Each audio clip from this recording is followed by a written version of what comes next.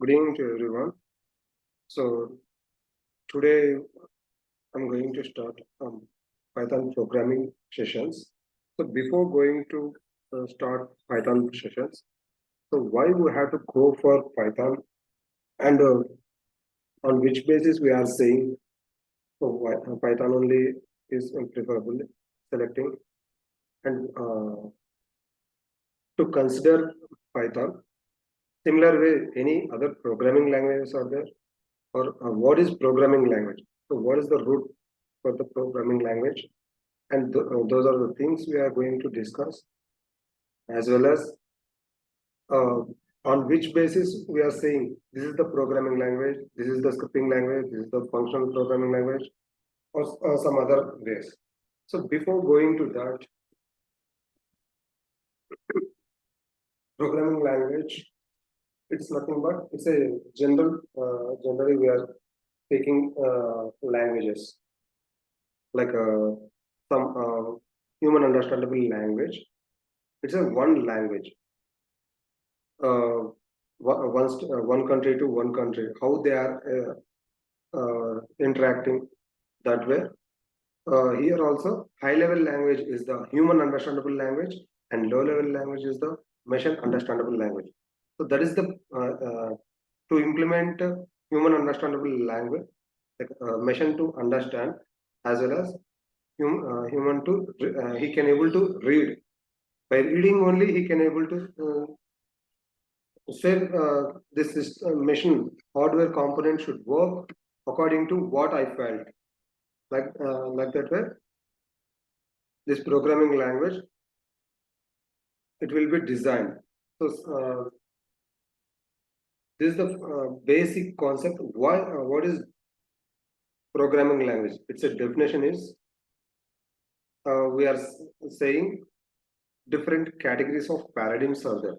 Paradigms, it's nothing but functional programming language, imperative, and like a schema kind. What are the schemas are there? Like you should write sequence steps, one after one, step by step. You have to write or looping way, or jumping statements. General way you can think and syntax.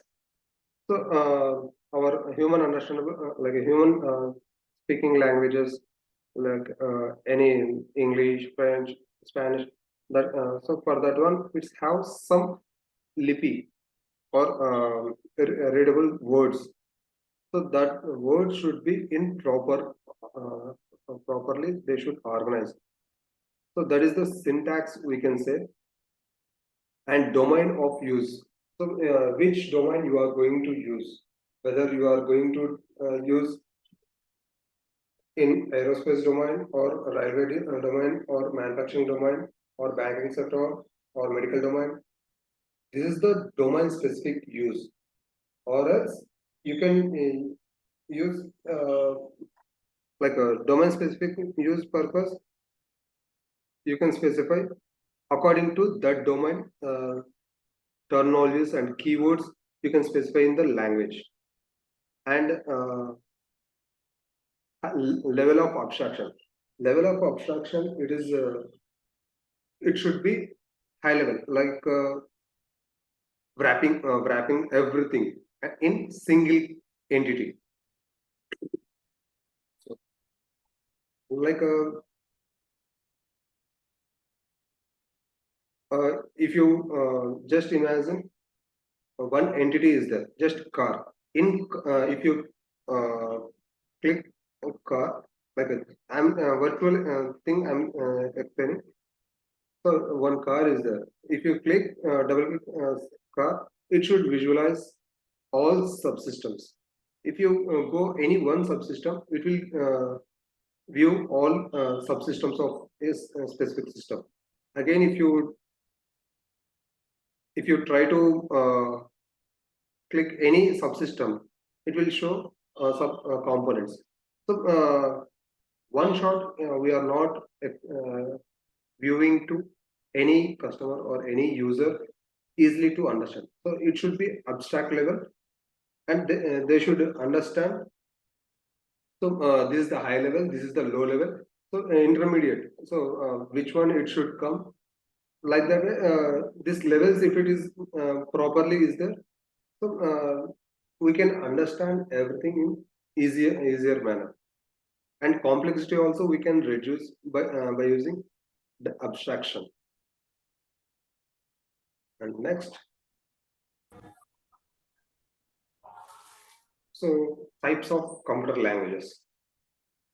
So computer languages have basically hardware understanding thing is low level language, and human understanding thing, one is high level language. In between, middle level language it will be there. That is the assembly language, but they consider as there is no middle level language, but low level machine level language and assembly language.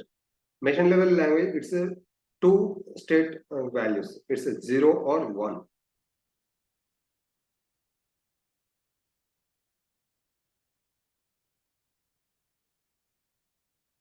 So 0 or 1.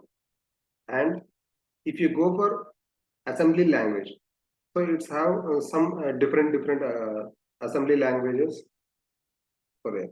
Assembly language is the unique one, but there how we are representing, how we are analyzing those things, we are using some utilities like here we specified NASM, like that way TASM, MASM, some tools are there. There we can write the assembly language code, and we can, if we compile that assembly language code, it will convert into zeros and ones.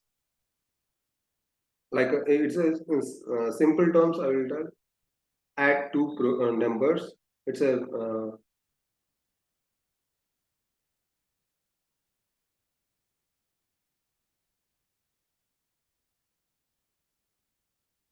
yeah. So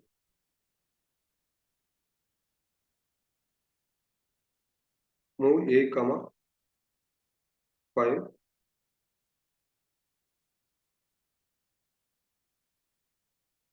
to b comma 10. Add a comma b. So this one, it is a middle level language, like or assembly language. This one little bit different, like human to understand. So like this way, move, add, like that way, some commands it will be there. So 5 it is storing in A registry, 10 is storing in B registry. Then it is going B adding into A variable. It is difficult to understand who is not belongs to uh, computer science background. So for that purpose only, they are building a programming language in human understandable language. So they are not belongs to computer science background, as well as they can easily general speaking language kind. They are building that language. So that is the high level language. High level language, we have different programming languages like procedural programming language, functional programming language, object oriented scripting. So why this many paradigms are there? So it's have individual and its own features. So procedural programming language, it's a sequence of steps. So one instruction, after one instruction it will execute step by step, it will follow. And functional language, it supports functionality based, like a behavioral based. So a chunk of code we can, if we call, it will execute, and it will show hardware level it will execute. And object oriented language, so it's a Python and C++, and so many is there, but we specified a few examples. Object oriented, it's a everything you can consider as real time objects. And scripting language, so it's a just small snippet of code. By using that, you can get what you are expecting the code or what you are expecting the results. And we discussed low level and high level, but what about specialized? So these two things we can able to install desktop application like any software or any drivers, software drivers, or any design like a CAD design or any system based applications we can design with low level and high level languages. But what about specialized programming languages? So specialized programming languages or browser based access and specific based like a uh, medical domain. So they are using some specific domain, medical languages. It will be there. Those are used for only medicine to like medicine, how it should work, where should it work. So such kind of medical languages it will be there. Like that way, here that's why they specified domain specific languages. So here MATLAB. So we are aware MATLAB it's a mathematical scientific calculations usage purpose only we are using, and or language it is dedicated for research and method like research scholars, so they can do statistical methods and mathematical methods also, and query languages. So this is the query language is for dedicated to structured data to do any functionalities. SQL, Spark, QL, or PLSQL, some other query languages also is there. So markup languages. So these are the markup languages to represent over the browser. So if we here markup languages, how an application we can view over the web. For that purpose, we can use markup language like HTML, CSS, JavaScript, or so many is there. So these are the type of languages are there.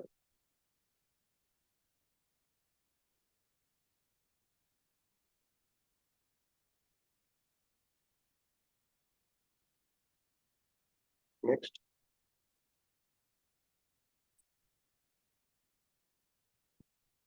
So previously I told some few of the programming paradigms are there, and which programming language it will. I took a few examples.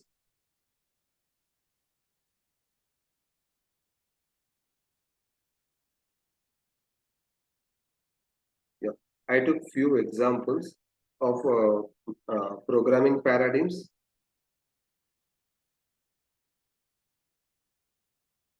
Programming paradigms as well as what are the programming languages it will support which programming paradigm.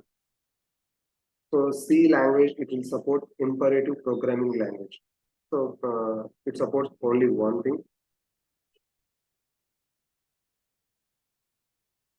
What is imperative programming language? It's a step-by-step execution of instructions, and C++ it will support similar to imperative as well as object-oriented. So how we can say this is the object-oriented programming language or any other programming language? It's have its own features. I will say for object-oriented programming language, it's how easy to implement a program and easy to portable. Like suppose one few of the programmers are there in a team. They are working on multiple platforms like Windows, Linux, Unix, or some other operating system, Mac, Solaris, that way. So if they implemented in a Windows user, they can able to execute in uh, Linux or Solaris, any other programming languages also, like operating systems also. That is cross-platform, platform independent programming. So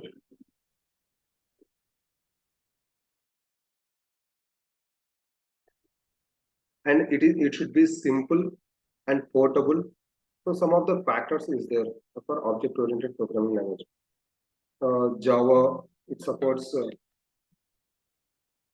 imperative, object-oriented, concurrent, and dynamic programming, and some other things also is there. Hello. Sorry? Yes. Yeah, can you repeat again once? Imperative programming language. I cannot understand. Yeah. Imperative, it's a sequence of steps. So suppose you are implementing a program that should be one step after one step, like a step by step, it will execute. Like, okay, I will tell you, you are aware C language, right? Yeah. Yeah. In Yes. C language, uh, you you are following all steps by using main function. Whatever the code, wherever you write the code in your file, it should work according to main function, how you are writing the code, and which and all functions you are calling step by step. First declaration, it should work. Then which value you are assigning, where you are printing. So it should be sequential.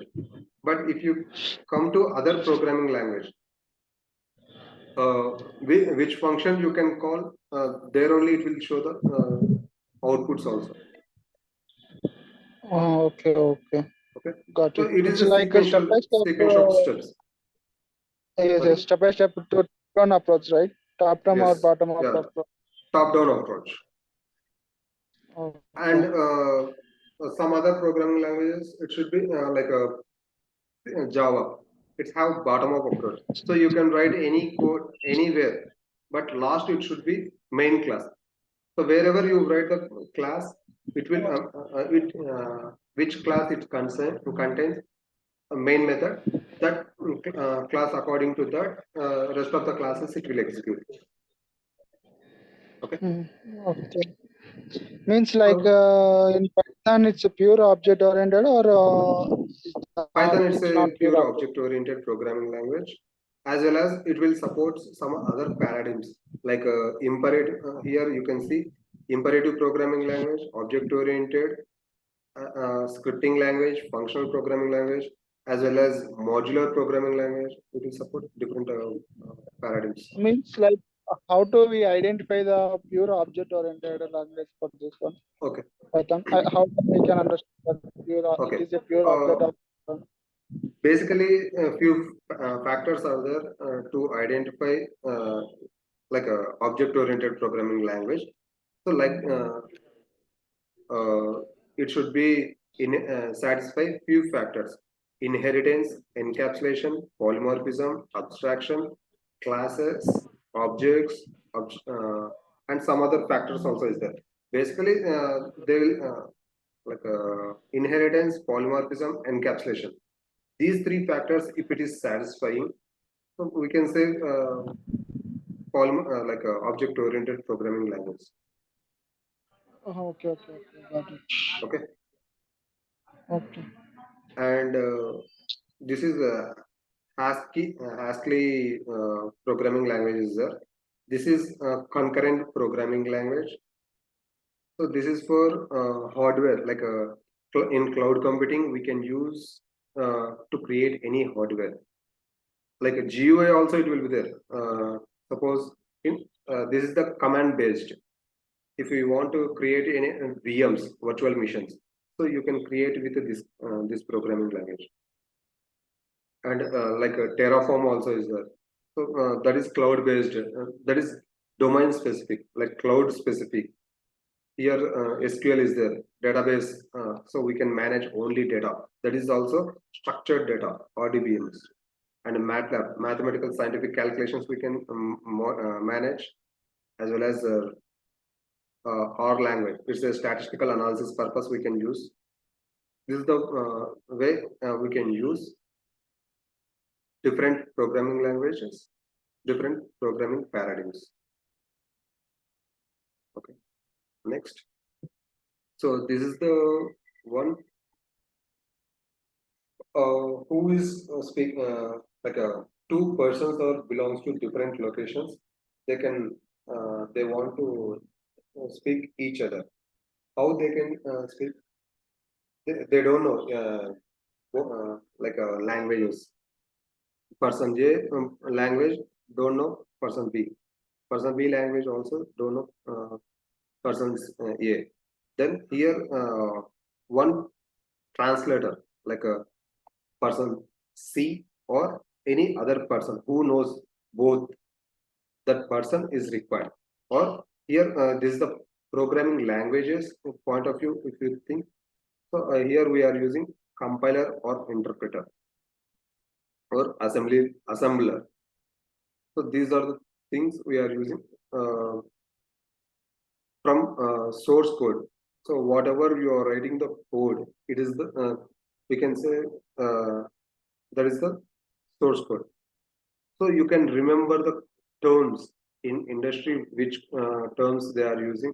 So if you are not familiar with these terms, so they will say something I don't know something newly they are explaining that way. You can okay. So these terms you can familiarize and and source code. So source code is the which language you are writing the code. That one we can say source code. And in suppose you are writing some language, so that is converting in from source code like from high level language to machine understandable language. So in middle, it will be their compiler. So it's already syntax, semantics, intermediate languages, and some linkers, macros. These are all. So whatever you specified, or you are calling like you are reusing some other code, other written code. So those all things it will duplicate and according to uh, which code you implemented, that code it will convert into actual code. Then if it is while converting that code, it have any syntax based or semantic based any errors or there, so it will go through go to errors, like any mistakes is happen, so it will we can consider as errors. If everything is perfect conversion, so it will convert to machine code, then you can get, see the output. If you got any error, so it will show so and so line and so and so error it is getting. So you should go back and rectify that code and again compile it. So this is the iterative process. So once it is properly it is converted, then it will convert to machine code. Then you can get the output. You can see. And coming to here, compiler, interpreter, assembler. So just now we spoke with a different type of languages, right? So this is the low level language is nothing but machine level language, high level high level language. It's a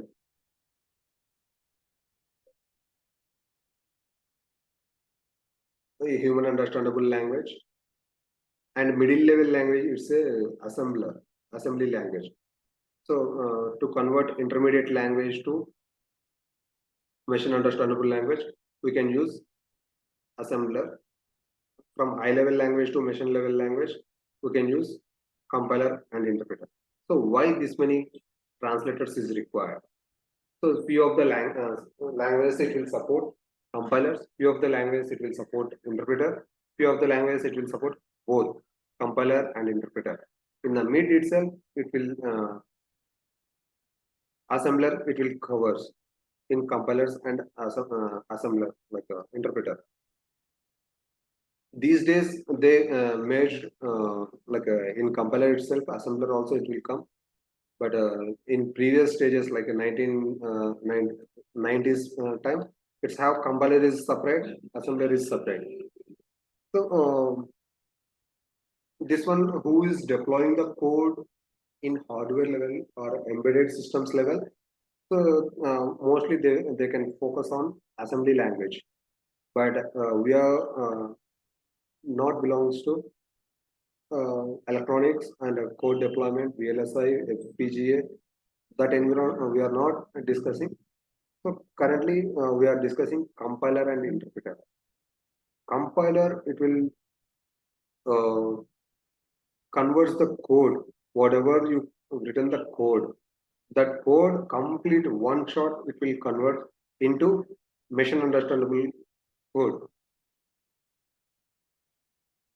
And interpreter, it is line by line. Each and every line, it will you can able to see what happening in each and every line. So Python, it will support compilation as well as interpretation.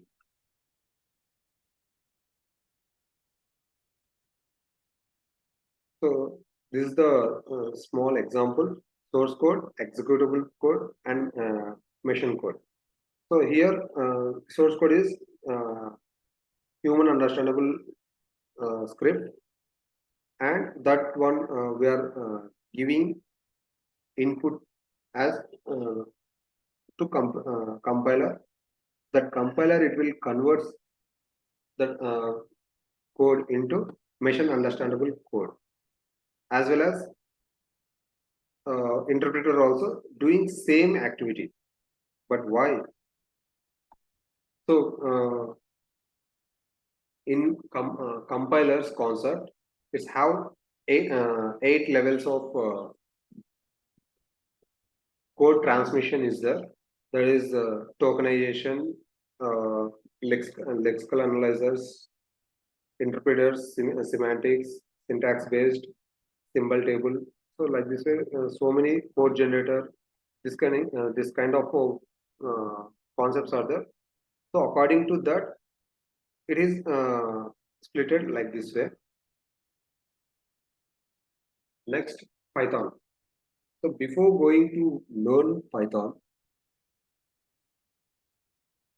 okay, before going to learn Python, so you should familiarize why you want to learn Python, on which need you are going to learn Python, or any other programming languages also you can able to choose.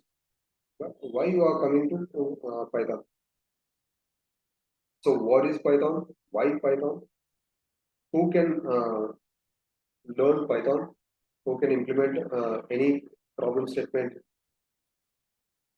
and where and all they can able to use Python? Like previously I explained few of the things here. Here we can able to find some solution, but we can't able to implement web applications. If we want to implement any web application, again we have to call markup languages from Python. With Python only, we can't able to create any web application. With the HTML only, we can able to implement web applications. So through we can able to create, but directly we can't able to implement. And when we have to use Python, when in which cases we can implement Python, how we can implement the Python, like some rules and regulations are there. Those regulations we can implement, and I will give some structure also, how we can write the code, and how if by seeing the code only you can able to give. So this is the code, it will perform for this purpose. You can able to debug your code. Yeah. Any questions? Hello. Hello. Hello. No hurry. No hurry. For my end, no. Okay. Anybody? Hello. Hello.